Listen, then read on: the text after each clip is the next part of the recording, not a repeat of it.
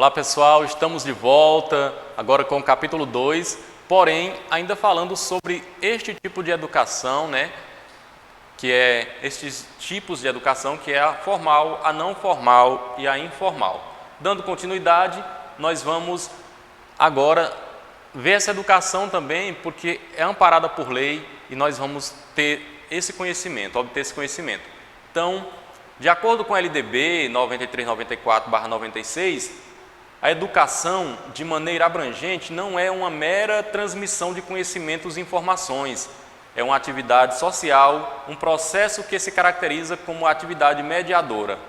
A educação abrange os processos formativos que se desenvolvem na vida familiar, na convivência humana, no trabalho, nas instituições de ensino e pesquisa, nos movimentos sociais, nas organizações da sociedade civil e nas manifestações culturais. Então, só aí nós já entendemos que esses três tipos de educação, elas acontecem e que são importantes para nós e que estão amparadas, sejam a que está amparada legalmente, formalizada, ou aquelas que estão amparadas por meio de perceber que agrega no nosso conhecimento e que a Lei de Diretrizes e Bases da Educação e que o sistema educacional não coloca ela de lado, mas coloca ela no meio de nós para que nós possamos adquirir e discutir sobre isso, né? Então, a educação formal tenta transferir o conhecimento que o professor tem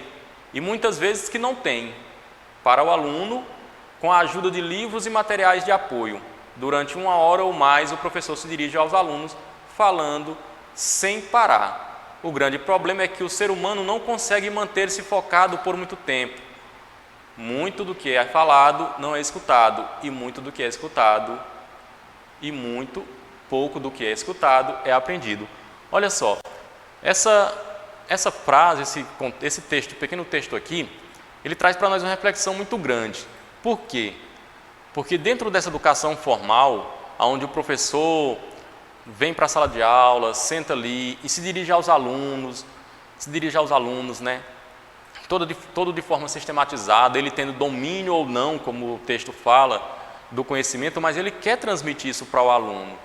Porém, precisamos compreender que o próprio ser humano, o instinto do ser humano, ele não tem uma vida, um tempo todo para ser apenas atenção, para ser apenas ouvido, né? Ele tem aquele período que se distrai, e é naquele período ali que numa conversa de forma informal ou não formal com o colega, ele também agrega conhecimentos, né? Então, é até colocado para nós da pedagogia que quando nós vamos trabalhar com criança, nós temos 10, 15 minutos da atenção da criança. Após isso, a criança quer brincar. A criança, ela muda sua visão, ela se transforma ali porque ela quer outro momento, ela não quer mais fazer a tarefinha. E assim também o adulto a atenção dele é um pouco maior, porém ele também tem esses momentos que ele precisa. E é nesse momento que nós precisamos intensificar aquilo que nós queremos colocar, mas de forma organizada para que realmente haja aprendizagem. A educação informal não é obrigatória e depende totalmente da motivação. Normalmente, as pessoas que se autoeducam são tão motivadas e focadas que não deixam passar uma página sem ler ou uma questão sem responder. Por exemplo, nessa educação informal, onde as pessoas próprias se educam, porque buscam essa leitura, nós podemos ter como exemplo, dentro dessa leitura, as pessoas que tudo que vê, lê. Tudo que aparece, lê, independente da revista, do jornal, da informação. Então, é uma educação de forma informal, mas que essa educação, com essa educação, ele consegue agregar muitas coisas para o seu conhecimento e, consequentemente, aplicar dentro de uma educação formal, de uma educação sistematizada. E é isso que mais acontece na nossa vida. Então, a vivência do cotidiano escolar significa uma experiência de vida, localizada em um espaço cuja materialização é muito objetiva, O conteúdo da experiência escolar varia de sociedades, de culturas, de escolas, de sujeitos, né? Uma das tarefas mais complexas da coordenação pedagógica e dos dirigentes é reordenar os espaços, os tempos e trabalho dos profissionais de modo a permitir que diferentes propostas pedagógicas se tornem realidade, acontecendo um processo real e complicado de comunicação entre os sujeitos. Podemos até focar nesse slide na primeira linha, onde diz: a vivência do cotidiano escolar significa uma experiência de vida. Então, em todos os espaços nós aprendemos, em todos os espaços nós adquirimos conhecimentos. E aí cabe dentro dessa pedagogia uma organização para que elas se complementem, para que elas realmente aconteçam. O que o aluno mais persegue são pontos.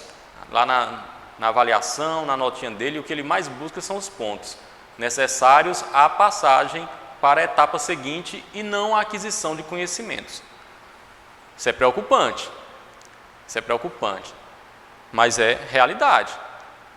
Assim como é realidade também, poderíamos colocar aqui, há muitos profissionais que o que mais busca é se ver livre logo do aluno.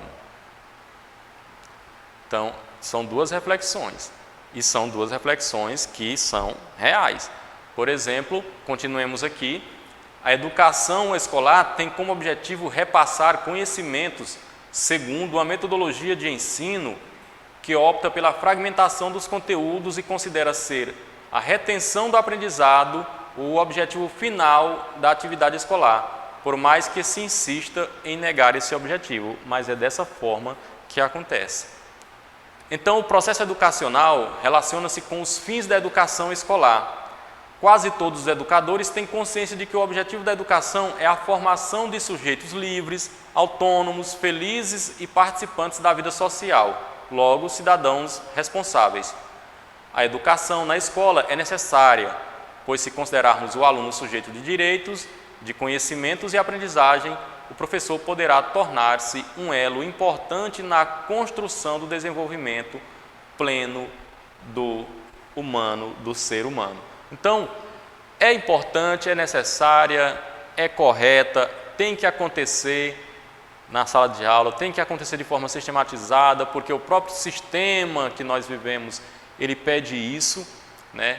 Nós precisamos apresentar isso como formação específica, e aí pode ser que na nossa educação não formal nós possamos acrescentar algo a mais dentro dessa formação, de forma organizada, de forma palpável, de forma visível, e de forma invisível ou entrelaçada a essas educações, nós podemos colocar também a informal.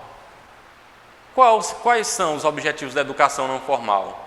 Na educação não formal, a cidadania é o objetivo principal, ou seja, formar o cidadão, trazer esse conhecimento e perceber que realmente a pessoa está apta de conhecimentos, de direitos, de deveres, conhecedor. E ela é pensada em termos coletivos, se dá por meio da prática social. A educação não formal caracteriza-se por não ter a importar em desenvolver um currículo predefinido, que se faz principalmente baseado em desejos, necessidades e interesses das pessoas que constituem os grupos envolvidos em ações e práticas desse campo educacional. As propostas da educação não formal têm como objetivo central enriquecer a biografia dos indivíduos, ampliando a gama de vivências e experiências formativas de crianças, jovens, adultos, idosos. Então, estes são os objetivos. E este último aí é bem claro quando diz, é para agregar mesmo a formação da pessoa humana. A importância da educação para o desenvolvimento da sociedade. Nós podemos ver que sem educação não tem como realmente vivermos em sociedade, vivermos de forma organizada. Se assim com a educação está difícil, imagine sem educação. Então, a educação é um dos meios mais importantes para o desenvolvimento de uma sociedade.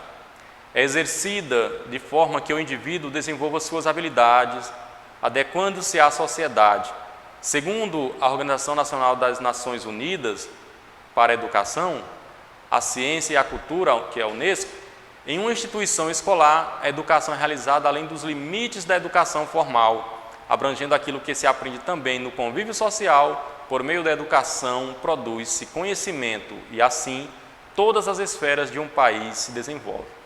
Isto veio para nos mostrar que, ainda mais, a importância dos outros tipos de educação, da não formal e da informal, dentro de uma educação formalizada. Vamos ficar aqui com esta mensagem deste último slide. Educação não formal também é formar cidadãos.